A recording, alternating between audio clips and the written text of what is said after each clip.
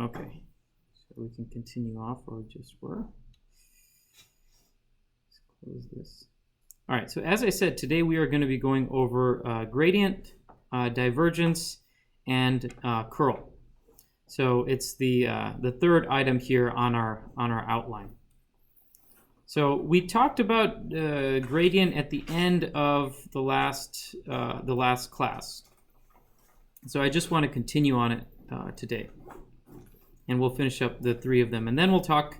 The second part of class, we'll talk about how you can plot these fields using a bunch of different software packages. We're going to be focusing on Python this semester. All right, so here are the vector operations, as you've probably seen before. There's the gradient, divergence, the curl, and the Laplacian. Those are the four of the most common vector operators for vector and scalar fields, actually. The gradient operates on a scalar field. So let's just talk about these one at a time. The gradient, the mathematical notation is this del symbol. They say del V. All right, and this is operated on a scalar field. The notation that we're going to be using in class is wherever you see, if you see a letter and that letter is not in bold, that means it's a scalar quantity. Compared to here, you see how the A is in bold. Bold means it's a vector quantity. Okay, so the mathematical notation is del V is for gradient. So it operates on a scalar field V, and the result is a vector. And the gradient vector points in the direction of maximum slope. We talked about this last time. We'll go over it again. The divergence operates on a vector field.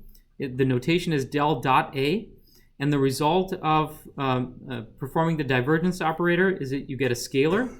And the physical meaning of the divergence is it measures how much the vector field is going away from a certain point, how much it's diverging from a particular point. We'll look at some examples of that.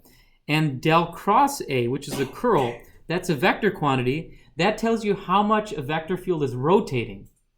Okay, so these measures they're good ways to get a sense for what the vector field is doing.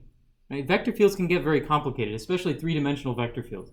So these quantities, these operations actually give us a hint about how the vector field is operating. So these are very, very fundamental to vector calculus. It's to your advantage that you know them well. The last one, the Laplacian, is called del squared A. We're not going to be using that in this class, to be honest with you. It's not going to be used too heavily, but it's the gradient of the divergence of A. How quickly is the divergence of the field changing as you go in a certain direction? All right, so the del operator, we talked about this earlier. This is used for defining the gradient, divergence, and curl. So you think about this as a three-dimensional derivative. So the mathematical shorthand is like this. Just remember, if you have a function like this, right? Really basic function like this. So this is x, and then this is y. Remember that the derivative is a slope, right?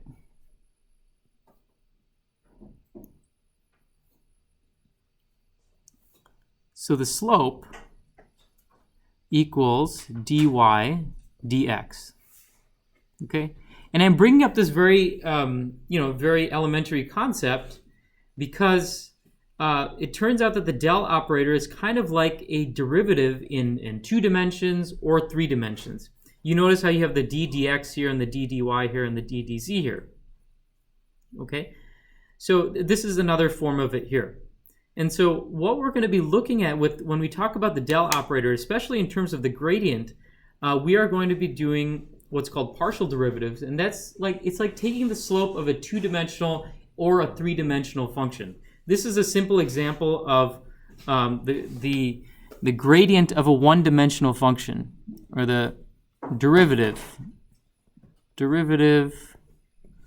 of 1D function. dy dx. So here you start to see you have multiple operators in multiple unit vectors. So in a 3-dimensional space, you have 3 different unit vectors, and there's a differential operator for each one of those unit vectors.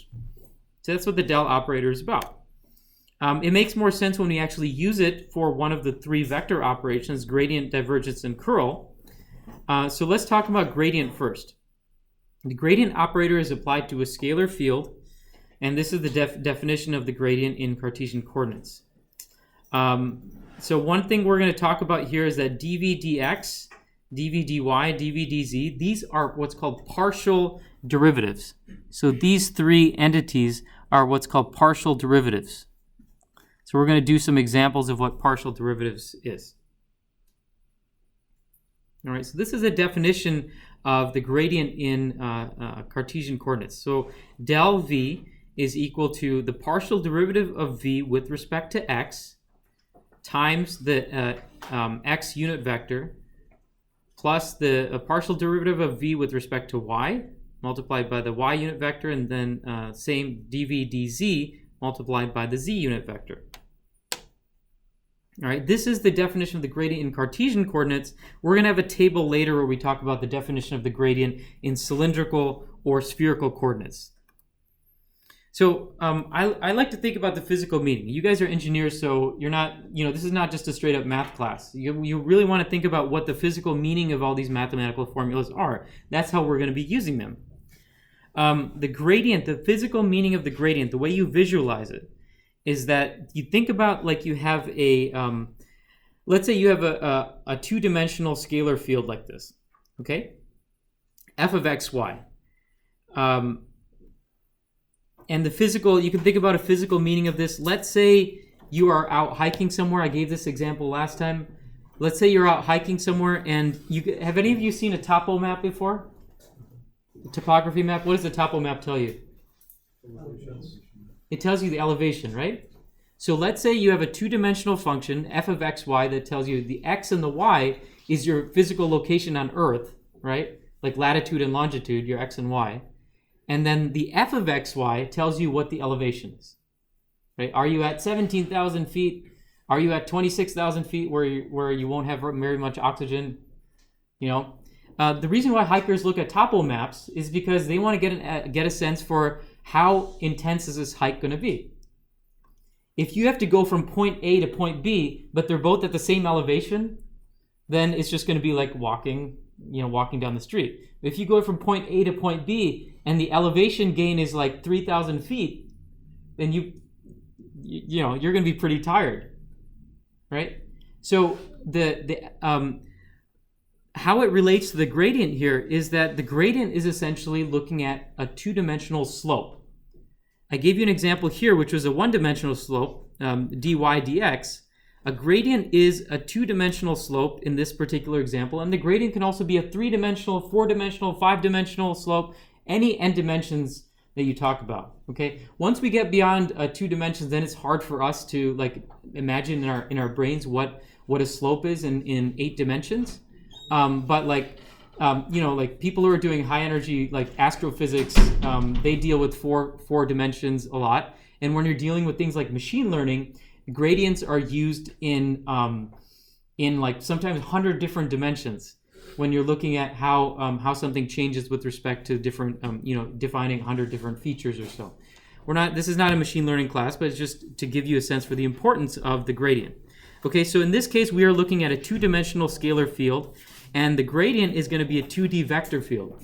This is what the physical meaning of the gradient is. Suppose I'm at some point xy. The direction of the gradient vector points in the direction of the steepest slope. So let's say I'm standing on a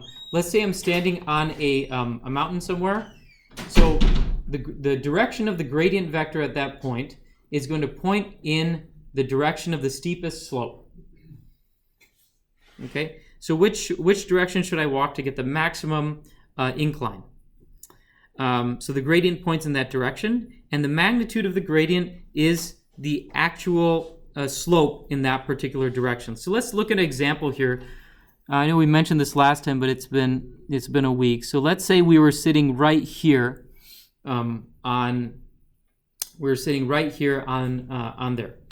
So this is describing you can imagine this as the topographical map, and you're standing here kind of like on the slope of this mountain here. Which direction would you walk in order to get the maximum slope? So from the point that I've drawn here, which direction should I go to get the maximum incline? Let's go up, right? So we know that the gradient vector is going to point in this direction. How about if I was standing right here? Which direction should I go to get the maximum increase in slope? Just off to the right. Yeah. So the gradient vector always points in the direction that I should go for maximum slope. So one small detail here, it's a little bit hard to see this here, but the gradient vector is actually going to point in this direction here. There's no z component of this one. It's going to point in this direction. So this is a 2D scalar field, so the gradient is going to be a 2D vector field. And so if we take this, the way you can visualize this is if you take this point and you just go down like this, here, this is a visualization of the direction that the gradient vector is going to point. So the scalar field is shown up here, and then down here you can see the two-dimensional vector field here at the bottom. All right?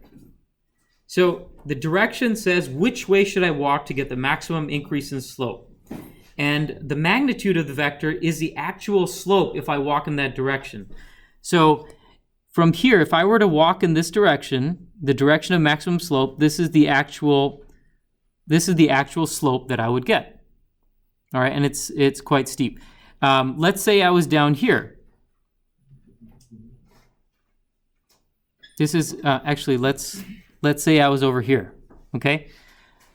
Same thing. If I wanted to walk in the direction of maximum slope, I'd probably walk in this direction. But the slope here, notice that the slope here is not as steep as it would be if you were in the bowl here. Okay. So the gradient would have a smaller magnitude in that region.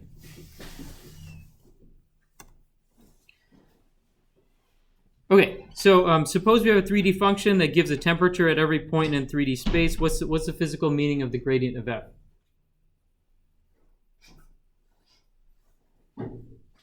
So instead of a two-dimensional function, we have a three-dimensional function. So which direction, what does the gradient of f tell me? What does the direction of the gradient tell me? Where the next highest temperature is? Yeah, which direction I should go to get the highest increase in temperature, right?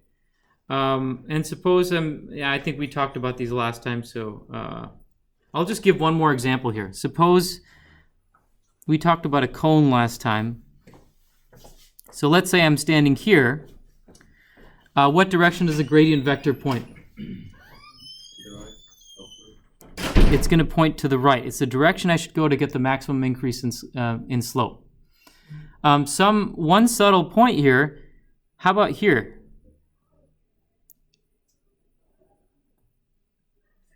What if I'm right at the top? Would it be 0? It would be 0. Why would it be 0? Because the slope is 0, so the magnitude is 0. Exactly. The slope is 0, right? There's no direction. If I'm standing on the top of a symmetric hill, there's no direction I can go to get the maximum increase in slope, right? Because everywhere I'm at, the slope is 0.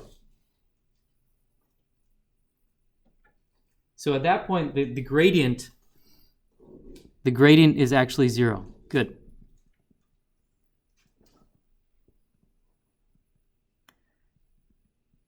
At a peak. Similarly, if you have a trough like this, it's also 0 at a trough. Okay. So I've drawn one-dimensional functions here, but you can imagine that the same thing could, if you had a two-dimensional space like that where you're at a trough, the gradients would be 0 in those spaces. All right, good. So let's continue here. So now let's talk about how do we actually calculate the gradient. We do partial derivatives here, dv dx, dv dy, and dv dz. And how many of you remember partial derivatives from your calculus class? All of you? Okay. On a scale of 1 to 10, is this super easy stuff? Do we need to spend time on this? Should we go over it? If you take it, you should be able to do it. Okay. What's that? No. No, go ahead. Well, if you take class of Japanese, no, that's a good one. Okay. All right, good. I won't spend too much time on it, but from my own personal experience, sometimes you forget after it's been a couple years. So I'm just gonna touch briefly on how to do partial derivatives again, but I won't spend too much time on it. So let's say we have this function. All right, this is a scalar function in 3 dimensions, v of x, y, z. It's different from this. This is a function of x and y. So here what we have is a function of x, y, and z. So every point in space has a certain value. So you can think about this as every point in a 3-dimensional space having an electrostatic potential. Right? We talked about electrostatic potentials earlier today when we talked about that example problem. So we have this 3-dimensional function. The partial derivative dv dx is given by this. So how do we find the partial derivative dv dx? We take this function here, and we look at the derivative with respect to x. So what that means is treat other variables as if they are constants.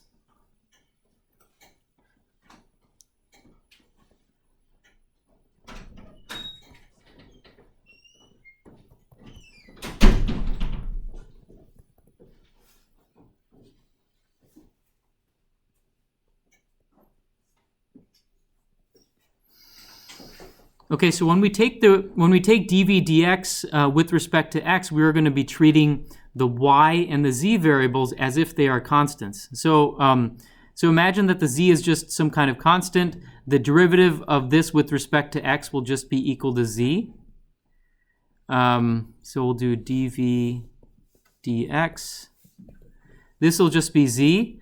Y and z are both constants, so the derivative of a constant is equal to 0. And then this part here, we're treating y and z as constants. And so we have a constant times a constant times a constant here, and then we have x squared here. So the result is that 2 is going to come down, and you're going to end up getting a 6x, and those constants are also carried over, so you get 6xyz there. All right, so this is just a real quick reminder of how to do partial derivatives. The physical meaning of a partial derivative is the slope if you go in a certain direction. So imagine that v of x, y, z, it's a 3-dimensional scalar function. So you have x, y, and z like this. At every single point in a 3-dimensional space, we've defined a value for v. Think about this as an electrostatic potential. We've defined an electrostatic potential at every point in space. dv dx means that if I walk along the x direction, how quickly is the electrostatic field changing? If I walk in the x direction. dv dy will be if I walk in the y direction, how quickly is the electrostatic potential changing in the y direction? All right, so they're just giving you derivatives in different directions. Going back to this example, this is a 2-dimensional example. If I take the derivative in the x direction, so the x direction is this way because the x variable is going this way. So df dx, in this example, df dx is the slope in the x direction. So if I walk along the x direction, how much of a slope am I going to get in that direction? Okay? Any questions? Okay. The nice thing about partial derivatives is that we can find the derivative in any direction. All right. So just write this down in your notebook just to make sure we're all on the same page here. What is the partial derivative dv dy for this function? sorry, this is the function. V is v of x, y, z. You're given this function up here. And what is the partial derivative of this function? dv dy. Not dv dx, dv dy.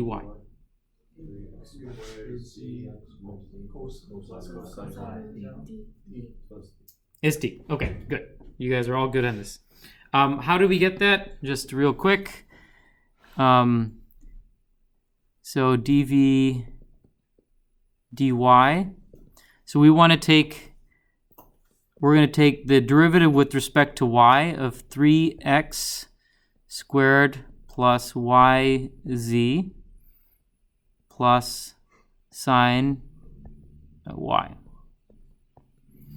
All right, so we treat x and z as constants. Oh, I didn't get that right here. Let me redraw this. 3x squared yz. So you get 3x squared z for the first one, because these are this is like a constant times y. And the derivative of sine of y is cosine of y. So that's how we get that. All right, so partial derivatives. Now we're going to talk about how to calculate the gradient. Same function. So I'd like everyone to just try this. Find the general equation for the gradient of v of x, y, z, and then solve for the gradient at a particular point, 2, 3, 5. So you're going to find the gradient of this function. Remember that the gradient del v is equal to dv dx times x hat plus dv dy times y hat plus dv dz times z hat. So it's going to be a vector quantity. So just take a minute and figure out what the gradient is.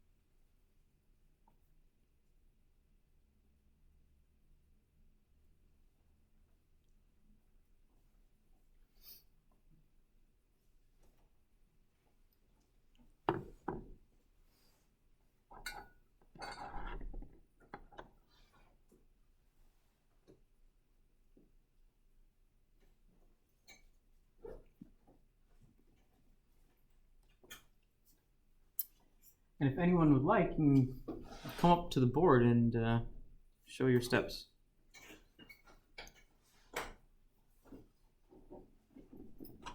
By the way, you'll probably notice on the notes that I don't put the solution in the notes. I put a box over it, and that's something a lot of my professors used to do in grad school, just to make sure that everyone's here and that you're doing the work yourself. Because otherwise it's easy to just, stare at the screen and, zone out.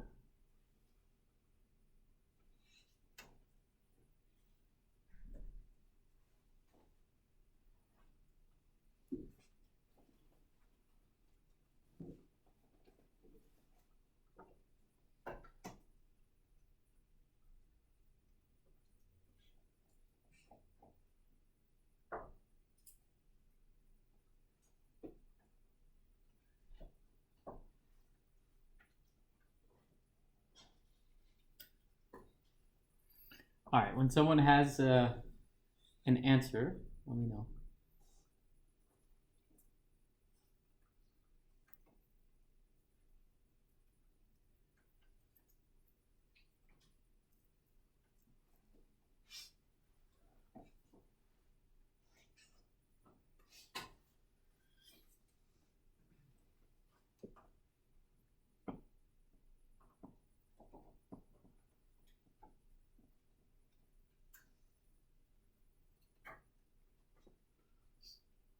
answer should be scalar, right? Scalar? No, the gradient should be a vector quantity. So you should have an x hat component, y hat component, and a z hat component.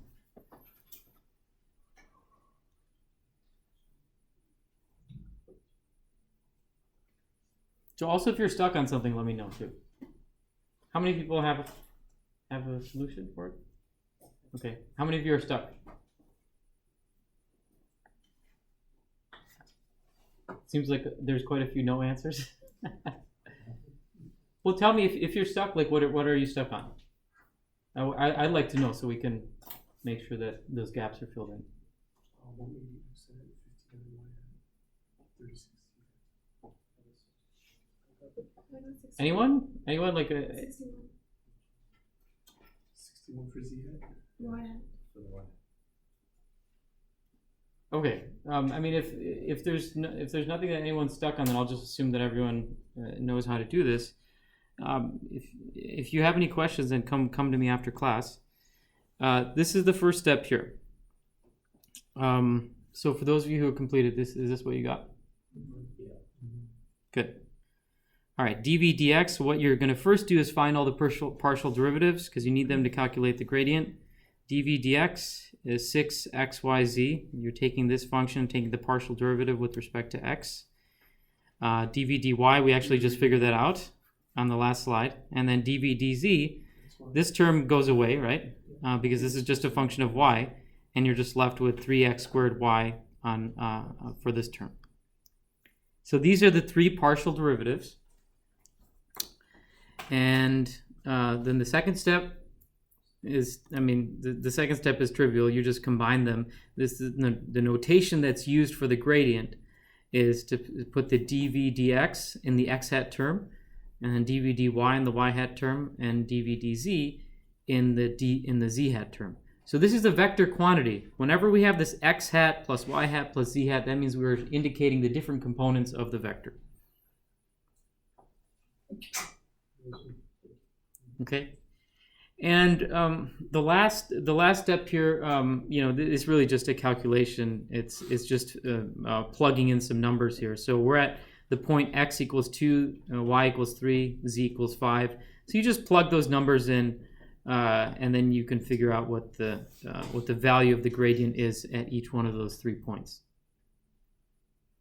So 180 x hat plus 59 y hat plus 36 z hat.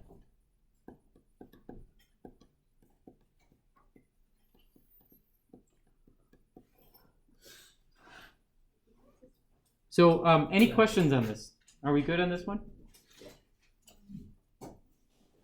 Did you have questions? You sure? Happy to answer them. Okay.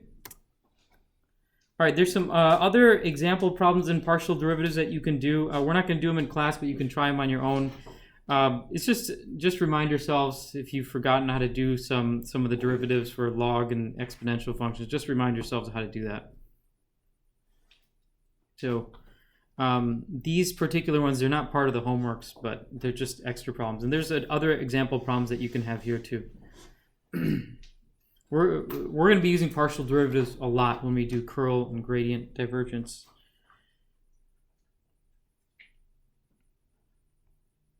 Okay, so let's continue. Next concept is divergence. So divergence is, you can think about this as a net outward flux at any given point in the vector field, and it's a scalar quantity. So this is what the picture that I have in my mind. I like to associate concepts with pictures, and this is the picture I keep in my mind with related to divergence. The electric field from a single point source, a single point charge. We talked about this in the last module, and we said, I'll pull up what we have from the last module. Just a second.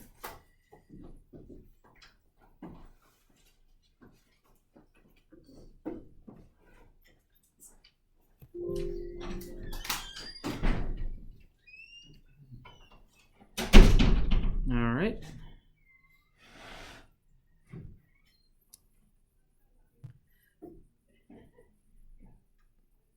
Here's one example. We're talking about the gravitational force from a single particle.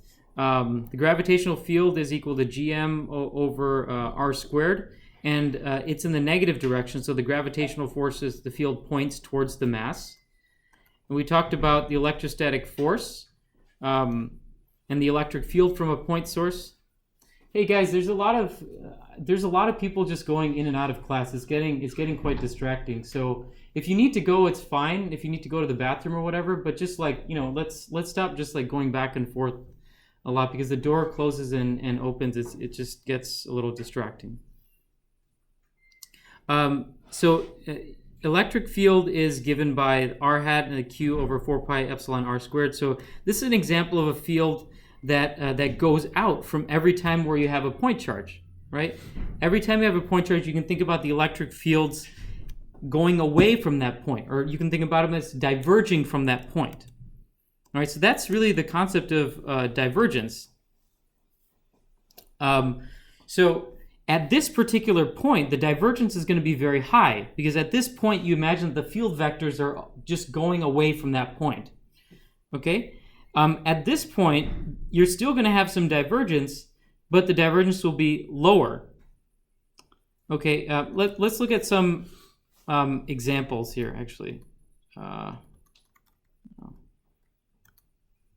Which of the following fields has a non-zero divergence?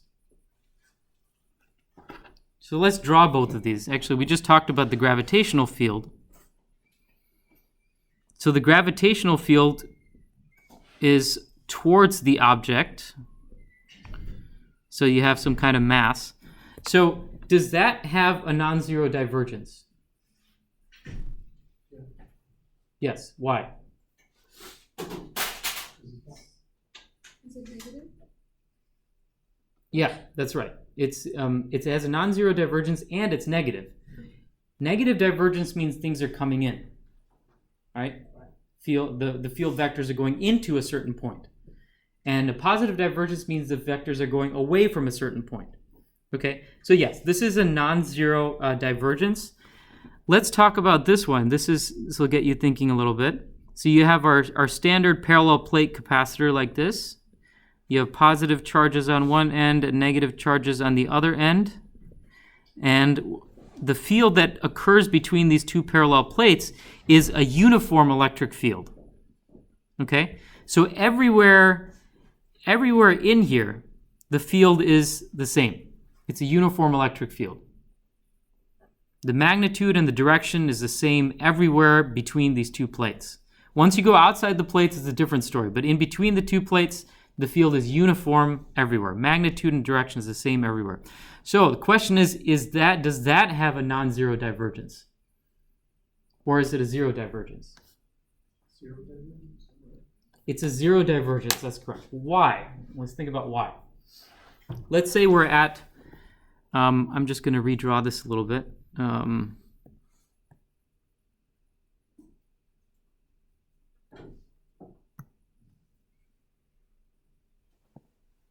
So imagine that we have, I'm going to draw more of the field vectors here. So let's say we have a bunch of field vectors here like this.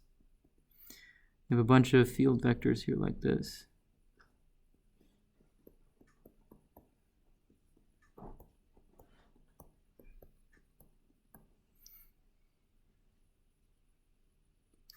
All right, let's say we're at this point here. The way you can think about divergence is how much, I mentioned before, how much are the vectors going away from that point, right? So when you look closely at this, what do you notice? You see that, yeah, you do have a vector that's going away from the point. It's right here, right? So that might make you think, oh yeah, this is a divergent field because you have a vector going away from that point. Well, on the other side of it, you have a vector going into that point, right? So the amount going in is equal to the amount going out. That means that the net divergence is zero. All right? So that's a way to think about divergence. Versus if you were at in this kind of field here, all the field vectors are pointing in. So it has a very high divergence, and as was said, the divergence is negative. All right, how about another one here? It's your bathtub drain. Hopefully many of us took a shower this morning. I didn't yesterday. but I did take one this morning. So my bathtub drain, is that a positive or negative divergence? If we're talking about the flow lines of the water draining into the tub, draining into the drain, Negative? it's negative because the flow vectors are going towards, right? I have a question. Yeah. So for the parallel plate, is it only for uniform electric field, or because we're assuming that it gets cancelled out Mm-hmm. and it's only for uniform, right? If it's not uniform, then we can assume that divergence can be. Yeah, that's a very good point. I'm going to repeat that. The question was like, with the uniform electric field, are we only we're making this assumption that it's the same coming in and the same coming out because it's a uniform field. What would happen if it was non-uniform? If it was non-uniform, the divergence would not be 0. Yeah, good question. Wouldn't they cancel in the first case too? In the first case, like here? Yeah. Oh no, in the point charts that you drew with the arrows pointing toward it. You mean this one here? Yeah.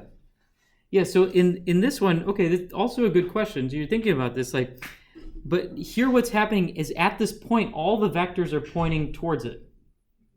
That's the way you have to think about it. I know what you're thinking here. You're thinking like there's all these vectors coming in, but they're coming in from different directions, right? So won't they cancel? No, when we think of divergence, we have to think about how much stuff is coming into a point or how much stuff is going away from a point. So here at this point, at the center there, we have a lot of stuff going in there.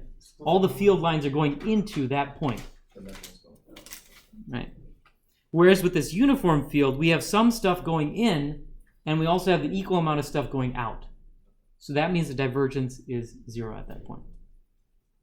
Flux in versus flux out, if that's equal to 0, then you have a 0 divergence. This will make even more sense when we talk about the divergence theorem. All right. So how do we calculate divergence? The divergence is the dot product of del, and the operator that we just talked about, and the vector field. So it's a dot product. In Cartesian coordinates, this is what the dot product ends up being. Del dot A is a vector field, d dx times the x component of A. So I'm going to circle this, remind everyone. So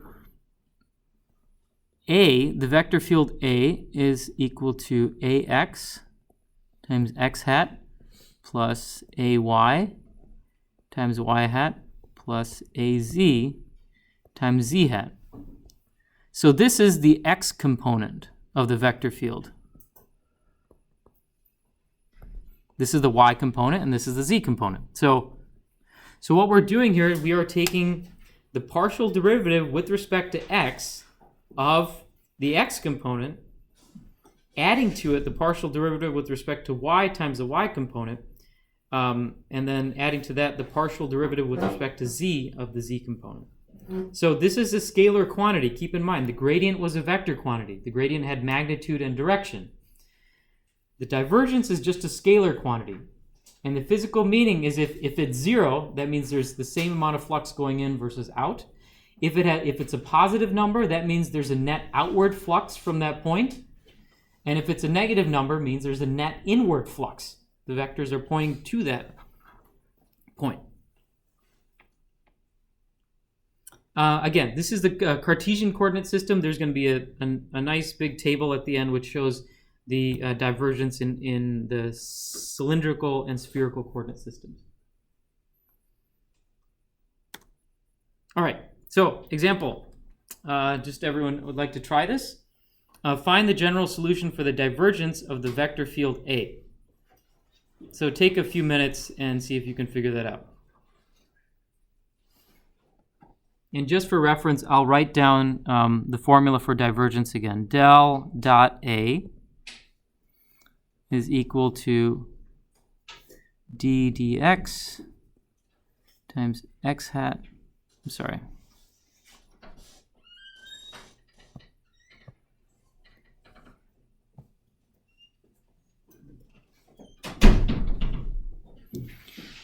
D dx times ax plus d dy times ay plus dz times az.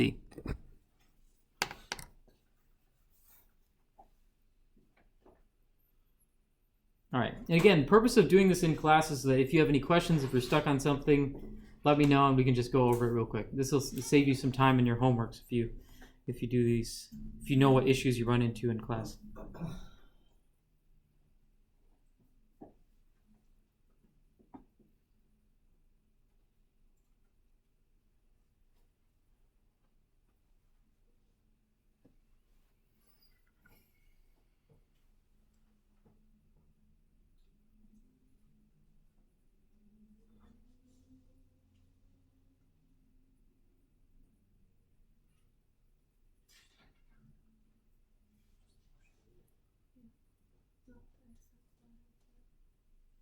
There's no infinite scale. But if it's a scale, you don't need any vectors. There's just 3 plus 2 Would we need the point like given so we can enter numbers in? No, I'm just looking for the general solution here. Yeah, just the general solution here. Yeah.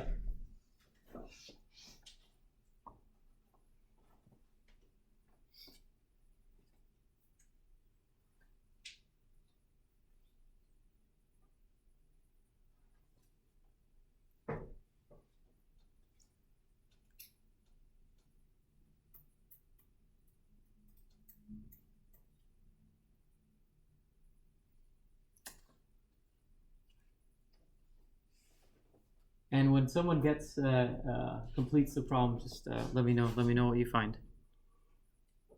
I got 3ax plus 0ay plus 2xz az. Okay, let's see. Let's say that again. 3x plus y for the first one. Yeah, 3 plus 2 Yeah, x. that's what I got. But we won't have direction because it's a scalar quantity, so we're not considering the unit vectors, the x hat, y hat, and z hat. But that's right. correct. That's what we thought. Yeah, there's no notice that this is a scalar quantity. There's no x hat, no y hat, and z hat. You're talking about the 3 different components, the x, y, and z component. The 3 partial derivatives that you take, but you do have to add them up in the end as scalar quantities.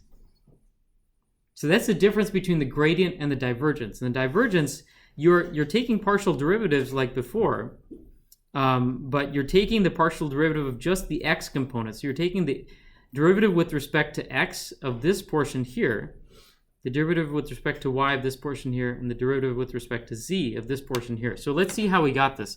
So let's do the first part here. The derivative with respect to x of a sub x. So we're going to be looking at this portion here. So we want to take the derivative, partial derivative with respect to x for this, the x component. Partial derivative with respect to x is, you treat this as a constant, so this goes away. And so you're left with the derivative of 3x, which is equal to 3. All right, so that's how we got our 3 here. Then we're going to take the derivative of the y component, which is this one here. So d dy of x. And you treat x like a constant because you're taking the derivative with respect to y, and so you get a 0 here. And then the last one, the derivative with respect to z of xz squared is equal to 2x xz. And so this is how you get the 3 plus 2xz. So what does this tell you? It says that the divergence depends on the x and z location. In some places, you may end up with a positive divergence. In some places, you may end up with a negative divergence. And there's some places where the divergence will be equal to 0. Right? If you just set del dot a equal to 0, you can imagine that there's a combination of x and z values that will give you a 0 divergence, right? So for those particular points, you can think about it as that the amount of flux going into the point is equal to the amount of flux going out of that point. And so that net flux is equal to 0. So that means the divergence is 0. Any questions? All right, good. All right, let's move on to curl now. So curl measures the rotation or the recirculation in a vector field. And the picture, in my mind, the divergence picture that I like to have in my mind is that divergence, you have that single point charge and you have all these lines that are diverging away from it. So I think about that as an example of high divergence. How much is the flux going away or towards a particular point in space? Curl, on the other hand, you like to think about it in terms of how much is the field rotating. So the way that you can think about it is just imagine that your flow vectors, your vectors represent some kind of, like the flow of water, for example. All right? And if you were to take a log, like, I'm not talking about the mathematical log, I'm talking about like a stick, okay? If you take a stick and you put it at a particular point, so let's say I took a stick and I put it at this point, and these arrows represent the flow of water, okay? So this is a whirlpool, right? A whirlpool or a hurricane, however, you're gonna think about it. So it's a rotating fluid. If I were to put a stick in the middle of there, what's gonna happen to that stick? It'll spin, right? So here's a cheesy graphic that shows the same thing, right? It spins like this, right? Spins in the counterclockwise direction. If you didn't see that, you can see the cheesy graphic again. It's gonna spin there. So a curl tells you, if you put an object in that at that point, the curl at that point is going to tell you whether that object is going to spin. Furthermore, it will tell you what direction that object will spin. Okay? So you can see in this example, it's rotating in the counterclockwise direction. And so if we use the right-hand rule, if you remember the right-hand rule, you say your fingers are going to point in the direction of the spin, right? So you can kind of think about, so my fingers are curling in the direction of the spin here, and then my thumb is pointing out of the screen, right? So the direction of the curl at this particular point is going to point in the direction of my thumb. Right? One important difference between divergence and curl is that divergence is just a scalar quantity. There's no direction associated with it. The curl is a vector quantity. The magnitude of the curl tells you how much something would spin if you put a stick in that particular location, and then the direction will tell you what direction it will spin, along what axis it'll spin. So in this example, when I do my right-hand rule here, my fingers are curling in the counterclockwise direction, and my thumb is pointing away from the screen, right? So my thumb, the direction my thumb is pointing is considered the axis of rotation. It's rotating about that axis, okay? And the right-hand rule tells us what direction. If my thumb is pointing in the axis of rotation, my fingers are pointing in the direction in which the thing is spinning. All right, so that's the physical meaning of the curl, and the reason why curl is used in in engineering a lot, whether you're talking about fluid mechanics, in fluid mechanics we're often interested in these vortexes, like in seeing like where things will get stuck and they'll just start spinning instead of like flowing down like things do in a river. They might get stuck in these little vortexes. So people are concerned about that kind of stuff. With electromagnetics, the curl, we talked about magnetic field in the last module, right? We know that if you have a wire and you have current going through a wire, then you get a magnetic field that rotates around here. I'll show you that that's actually a non-intuitive example, but this concept of curl actually turns out to be pretty important. So qualitative example should be pretty straightforward, I hope. But think about this. Actually, you might need to think about this. Which of the points have a largest curl? Qualitative example. We're not talking about how to calculate it yet. Qualitatively, A, B, or C. Which one is going to have the largest curl? Do your stick test. A. Lowest would be A. B. Where if we put the stick, where would it spin the most? B. I'm hearing B and A. So actually, like if we, I haven't given you the equations for these fields yet. So you would actually have to calculate. It depends on what kind of field A and B is. In some cases, B could be spin more. In some cases, A could spin more. All right. So that's why like A and B, it's a little bit undetermined. But how about C? No. C is a no. That's correct. If we put a stick here, it's not going to spin, right? Why not? Equal amount of force. It's not a curve form. What's that? It's not a curve form. It's not like rotating. It's just gonna go in one direction. It's in a uniform. Yeah, that's right. It's only gonna, there's gonna be a translational motion of the stick in this direction, but it's not gonna rotate because the force vectors are the same everywhere along the stick. Whereas if we put it here, let's get into the specifics of this. Here you have one vector that's pointed upwards on this side, and then you have another vector that's pointed downwards on this side. So it's gonna twirl. Right here, you have, it does, and the stick doesn't necessarily have to be in the horizontal direction. You could put the stick in the vertical direction also, same thing. So here you can kind of see that you have a vector that's pushing B in that direction, and on the other side, you have a vector that's also pushing B in this direction. All right. Now here's a subtle point. This one's obvious, right? Because the right side is being pushed up and the left side is being pushed down. So of course it's going to spin. Of course it's going to rotate. But a more subtle example is this. Suppose you have a large force on the top end here, as I've drawn, and then you have a smaller force on the bottom end. Is it going to spin? Yeah. It will spin, right? Yeah, it's being, if I held my arms out like this and someone's pushing really hard in this direction and less hard in this other direction, I'm still going to spin.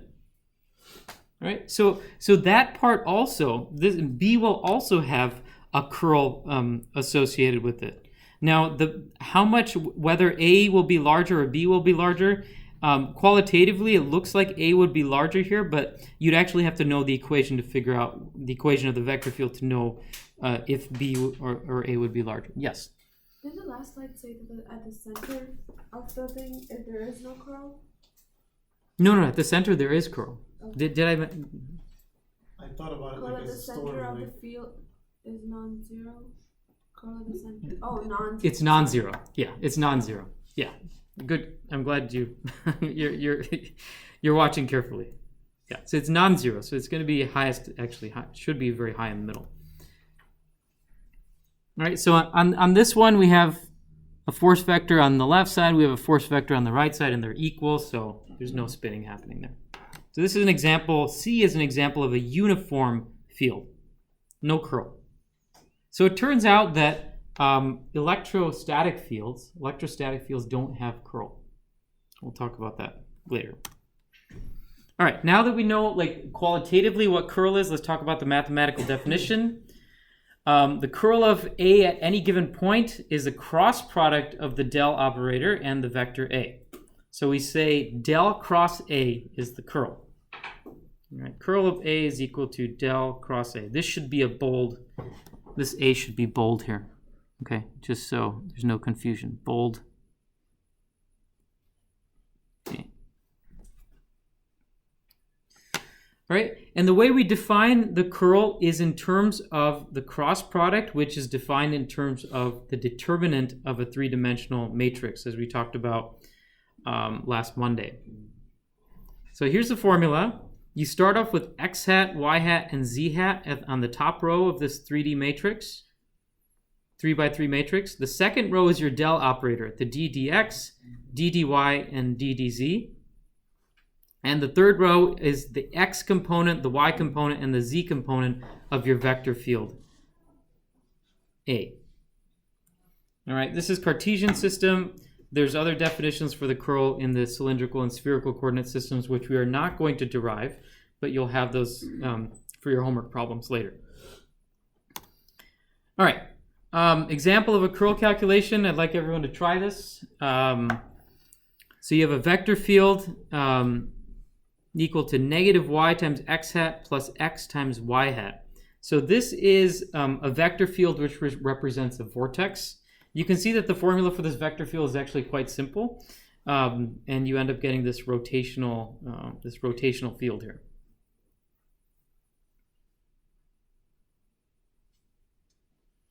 So I'd like you to calculate what the curl of the vector field is. And see if you're done with the calculation, see if it matches up with what your qualitative observations would be. If you put a stick here, if you put a stick here, if you put a stick in the middle, would you expect it to rotate?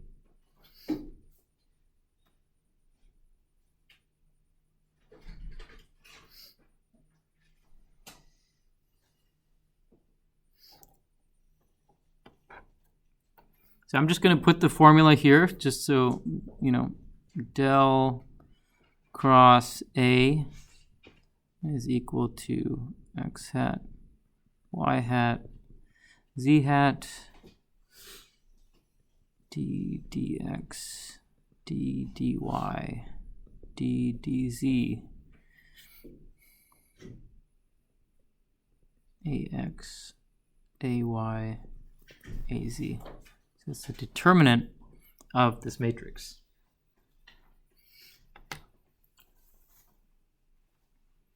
So see if you don't remember how to do the determinants, you can look back at some of your notes earlier.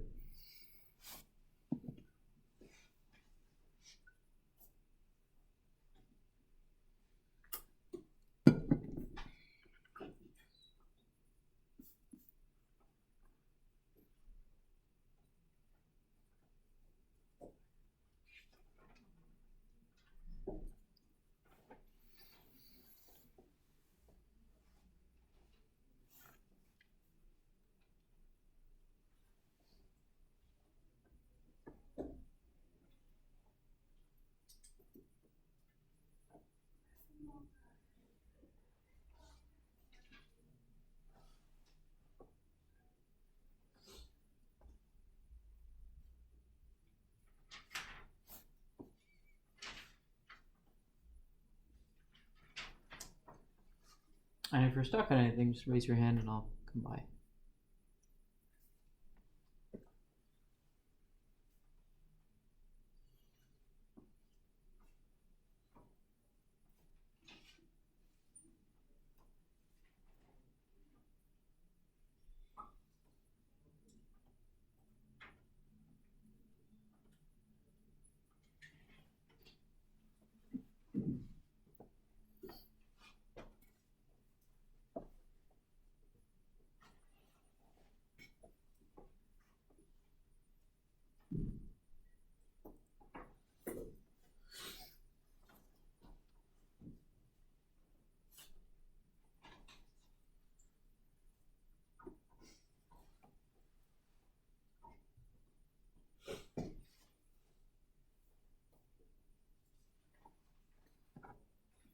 So I want to give everyone a few more minutes to work on this. So I just want to remind everyone that the determinant of this vector is equal to x hat times the determinant of the 2D matrix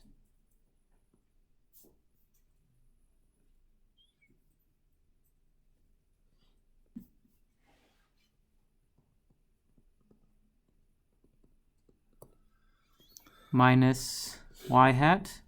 Remember the minus sign here. And you take the d dx here.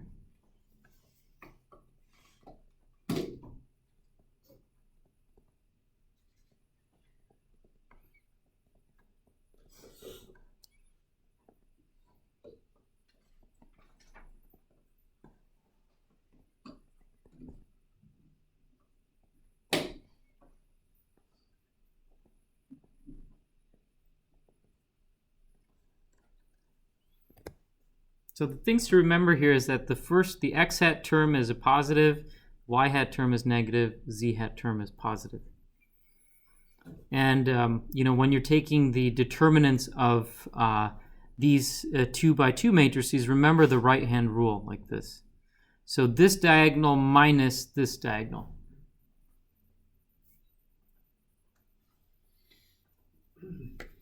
So take another minute or so to work on.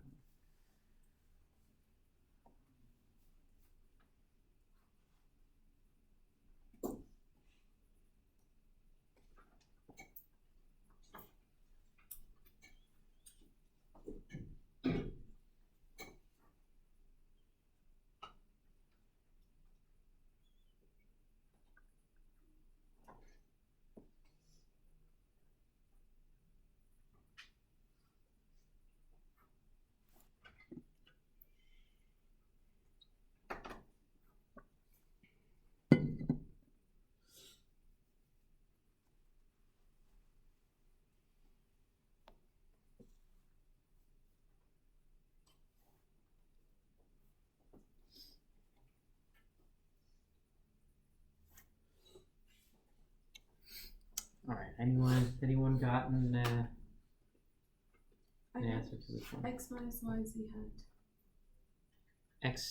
X minus y times z hat. Yes. Okay, I think that's right. I'll just go ahead and show the solution now. Let me remove this. Oops. Remove I'll discard those.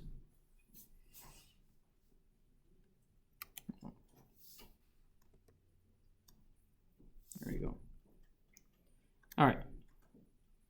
Oh, okay. Just have to move that out of the way. There you go. Yeah, so let's go through this step by step. It actually turns out the answer here is 2z hat. Let's see how we got that. Make sure that I did it right also. So del cross A is equal to the determinant of this matrix. And you see the reason why there's a 0 here is because there's no z hat term to this equation, right? So that's why there's a 0 there. This is the formula for the curl. Now we have to break this up into those smaller matrices, as I said before. And what you'll find is that when I do the calculation here, so I shouldn't have deleted that. Let's just do this out. X hat. So when I do x hat, I'm going to take the determinant of d dy, d dz, and then ay and 0. Okay, that's the first part. And then you have your y hat term. Let's do this part first. Okay, so your x hat term, d dy times 0. So you take this product minus this product. So the crisscross rule. d dy of 0 is just 0. And then d dz of a sub y, we look at the a sub y term, right? Is there any kind of z factor in here? There's no z factor, so this is just a constant term, right? So that's why that comes out to 0. All right, so this term basically goes away. The second term, which is d dx, ax, d dz times 0. This also comes out to 0 when we do the crisscross, because this d dx times 0 is 0, and d dz of the ax term, there's no z in here, so that also comes out to 0. So the second term goes away. And the only thing that's left is the third term, z hat, d dx, d dy, ax, ay. Now here, when you do the crisscross, you'll see non-zero terms. So this is what I've taken here. So d dx of ay minus d dy of ax when we do the crisscross. All right, so the ay term is just equal to x. The ax term is equal to negative y. So we're just taking the partial derivatives here. The partial derivative with respect to x is 1. And then here the partial derivative with respect to y is negative 1. And then you negate that, and so you end up getting a 2 in this in the parentheses, and then you just get a 2z hat as the curl. All right. When you do these calculations, you have to make sure it doesn't make sense. And the way that we can check that is we look at what direction is the curl pointing, and does it match up with the right-hand rule? With this vector field, I've given you a very simple vector field that's very intuitive here, and you can see that the direction of rotation is in the counterclockwise direction. This is the x-axis, and this is the y-axis. So if we do the right-hand rule here, so my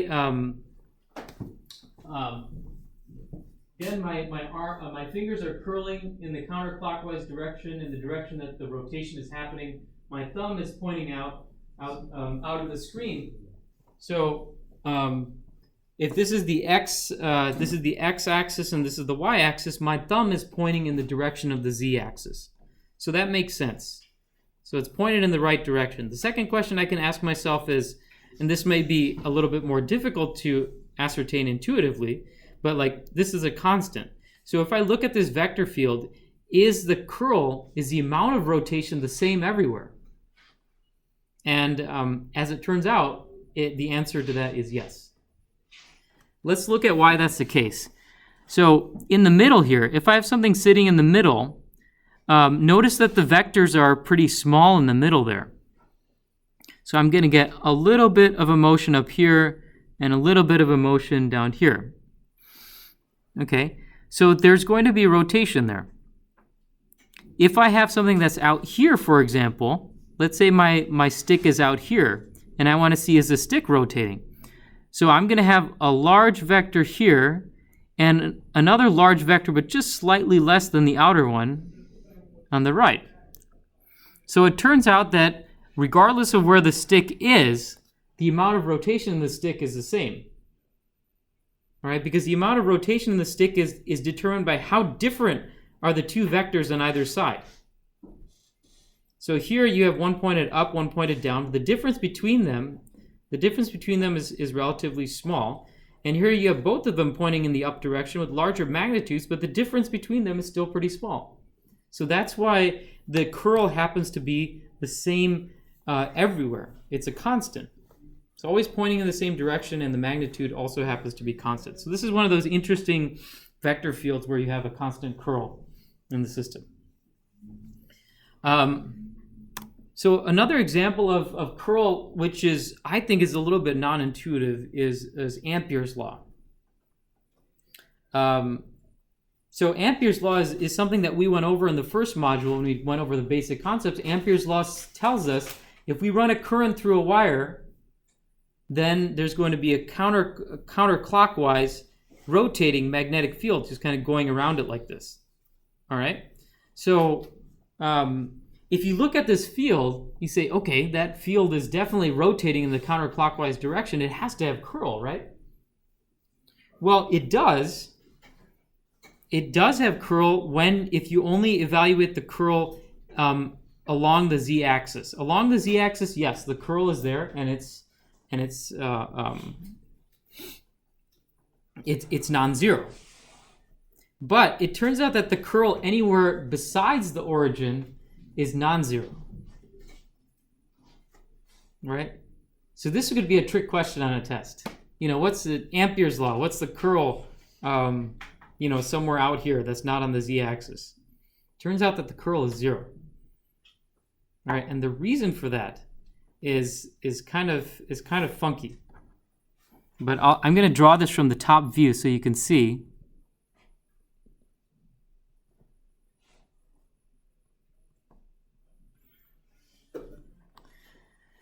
All right. So the key thing here is that you have this R term at the bottom. What that means is that as you go further and further away from the wire, the magnitude of the magnetic field drops. Right? Makes sense, right? The farther you go away, the magnetic field just starts to disappear. So the fact that this R is on the bottom like this, it means that, I'm just going to draw this here, R and B. As you get farther and farther away from the wire, the magnitude of the magnetic field drops like this. So if we were to just draw the X and Y axis like this, and we're just trying to draw the vector fields like this, what we would find is that here, the magnetic field is at a maximum, and out here it's less, out here it's less. So wherever we are, let's just pick the magnetic field right there. Let's pick this point in space, and there's going to be a vector here, and the vector just outside of it, the vector is going to be less than it. Okay, in general, the vector field is rotating. I'm not going to draw the rotating vectors here because it'll confuse you all. But if I were to take a stick and I put the stick right here, what I would find is that on the left-hand side of the stick, there's a large vector, And then on the right-hand side of the stick, there's a smaller vector, because this magnetic field is a function of r. The farther I go away, the less the magnitude of the vector is. So it turns out, because of this motion, if I were to put a stick here, okay, and if that stick responded to the magnetic field, it's similar to if the magnetic field was actually like water flow, the way the stick would actually move around is it would go around. The stick would kind of go around it would go around in a counterclockwise direction like this, but it actually wouldn't rotate. So the stick here, it would kind of look like this. It would still be oriented in the same direction. If when it was here, it would look like this. It would still be oriented in that direction. So that stick would actually kind of go around the center without actually rotating. And the reason why it does that is because of this property, the fact that the inner vector is actually stronger than the outer vector. Okay? It's a very subtle point, but that's one example of a field that seems to have rotation actually has a curl that is equal to 0.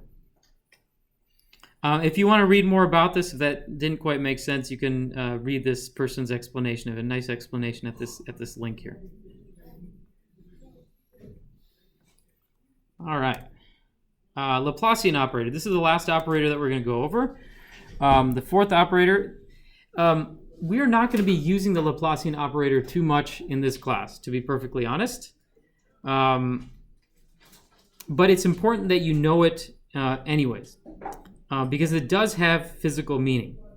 So the Laplacian, there's two different types of Laplacian operators. One is the Laplacian of a scalar field. That's called the scalar Laplacian. Then there's another Laplacian of a vector field.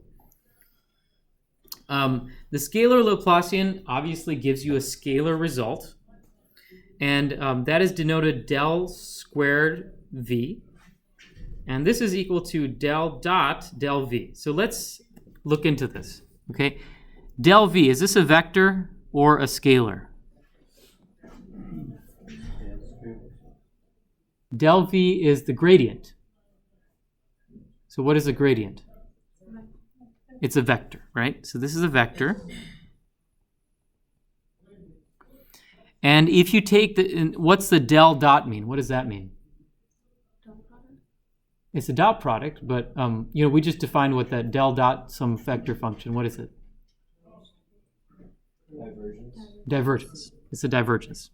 So, so this whole thing, the divergence of a vector field is a scalar quantity. So this ends up being a scalar. So first you take the gradient, and then you take the divergence of the gradient. And so that turns out to be a scalar quantity. And if you did the math for that, you'd find out that this is just equal to the second derivative of v with respect to x plus the second derivative with respect to y plus the second derivative with respect to z. So the gradient is just dv dx plus dv dy plus dv dz.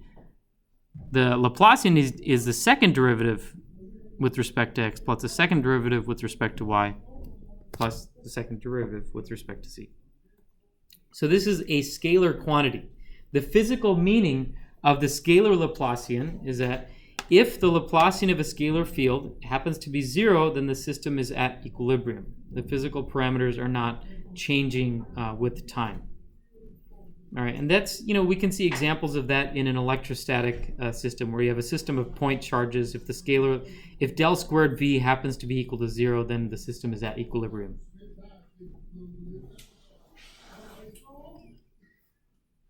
All right, so the scalar Laplacian is the divergence of gradient.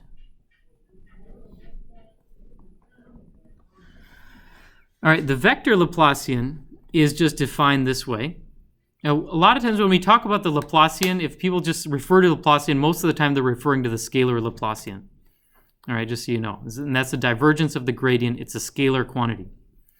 The Laplacian of a vector field is the partial derivative of the vector field with respect to x plus these other partial derivatives. This is the way you can think about it: is del squared times ax times the x hat, del squared ay times y hat, del squared az times z hat. So notice how this is being defined in terms of the scalar Laplacian. So del squared v, this is the Laplacian of a scalar field, so it's a scalar quantity. And so we're taking the Laplacian, the scalar Laplacian of each one of the components, the scalar Laplacian of ax, scalar Laplacian of ay, scalar Laplacian of az. And this becomes a vector quantity. And the physical meaning of the vector Laplacian, which actually is quite important in fluid dynamics, is that the field is incompressible. You know, when you're dealing with flows of like gases versus liquids, liquids are incompressible, gases are not. Gases are compressible. So that's when something where the vector Laplacian comes in handy. I'm just including it here for the sake of completeness.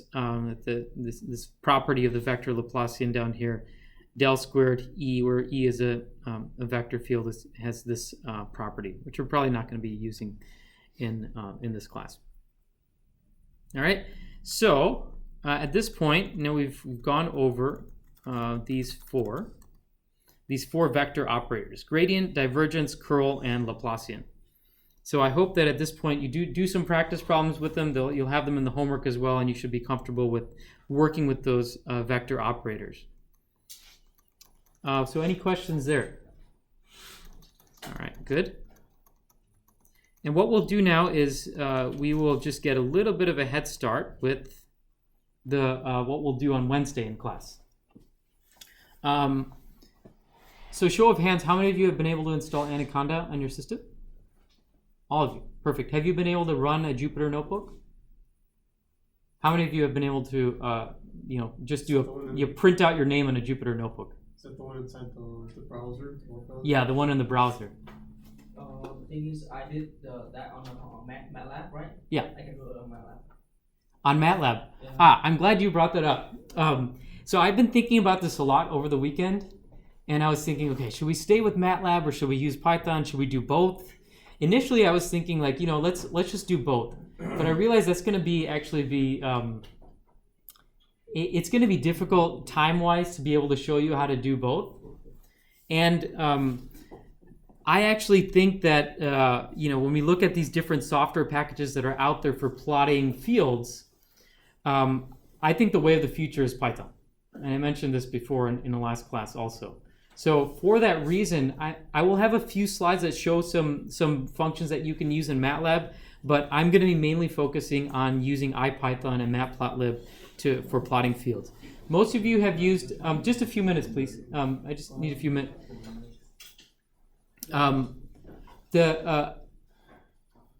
I'll just jump ahead to this. I'll explain. So we're going to be plotting scalar and vector fields.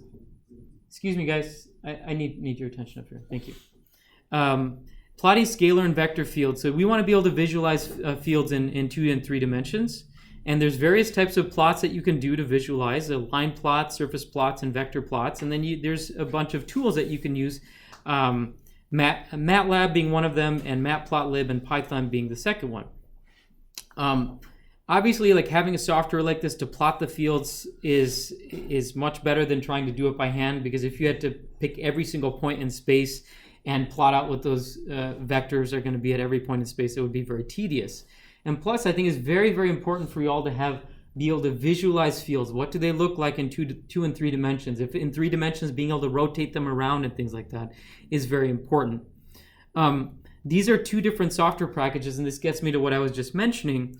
MATLAB is a mature software. It's been around for a long time. Many of the companies in the Detroit area use it throughout the US, throughout the world, use MATLAB. It's been around for quite some time. It is a paid software. As some of you know, you pay like $100 for the student license. And if you're a company, you pay thousands of dollars for different licenses. If you're doing research, same thing. But it is widely used. It's mature. Many of you have used MATLAB in your previous classes, right? So let me see a show of hands. Yeah, I think pretty much all of you have used MATLAB in your classes. So that's part of the reason actually I want to do Python. Python, as you probably know, it's a free and open source programming language. If you do a Google search on Python, like multiple sources will tell you it is the fastest growing and perhaps the most popular programming language right now. Okay, so I think it is to your benefit to know how to do Python. I think it's even more important than MATLAB. I think it'll be much more important than MATLAB in the long run. Okay, and actually MathWorks, I think they're pretty scared about it. So they have a lot of features that Matplotlib now has back in MATLAB. Now, to not diss on MathWorks developed a lot of like the fundamental code that's used for numerical computation, and Python copied it a little bit. But you know, Python's like free and open source, and everyone can use it. So the reasons why I want to do it, we like free and open source software in the university community because then you know the whole idea is to share ideas and share code. And I've actually put a lot of my code up on a GitHub where you guys can download it. Secondly, it's integrated with Python. You use the Python programming language to create plots. And if you put on your resume that you know Python, that makes you a lot more valuable as an engineer to whatever company you're applying to, especially nowadays. Python and Matplotlib and some of the data science libraries like scikit are widely used in data science and engineering companies. If any of you have the fortune of working in autonomous driving at some point, autonomous driving uses something called TensorFlow. And Google TensorFlow is a machine learning system, deep learning system that allows a camera to recognize a stop sign, a person, lane markers and things like that. It's a way for cameras to recognize images. And all those libraries are actually in Python, as you'll find out. If you ever work with TensorFlow, you always use Python at the beginning. Sometimes if you need like real-time stuff, you might use like C++ and things like that. But you always start with TensorFlow and Python. So for that reason, I think it's useful for you guys to learn the Python programming language. It's not terribly difficult to learn. We're just going to be doing some few examples of that. I've put some examples here of Python tutorials. If you, we're going to be doing just very simple examples of how do you plot stuff. But if you want to go through a Python tutorial and get yourself familiar with the language, very similar to MATLAB in some ways, there are these 3 tutorials that I think are good. And this last one is a list of the best Python programming courses, which are free, that you can look at if you want more information on that to build up your resume. Tutorials specifically on Matplotlib are going to be these 2 here. I encourage you to look at these before Wednesday, and definitely by Wednesday, bring your laptops, install Anaconda and Jupyter Notebook, and just make sure that your Jupyter Notebooks are working on Wednesday. On Wednesday, we'll actually do some plotting of surfaces and lines and vector fields in Python. So it'll be kind of lecture, kind of lab, I guess. All right. Thanks everyone for your attention, and I'll see you all on Wednesday.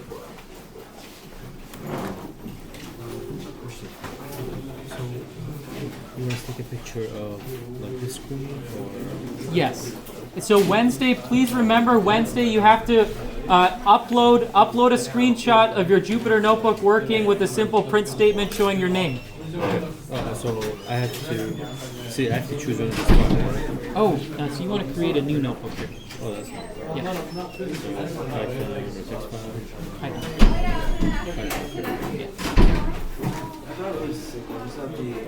Okay, so I just gotta write my name.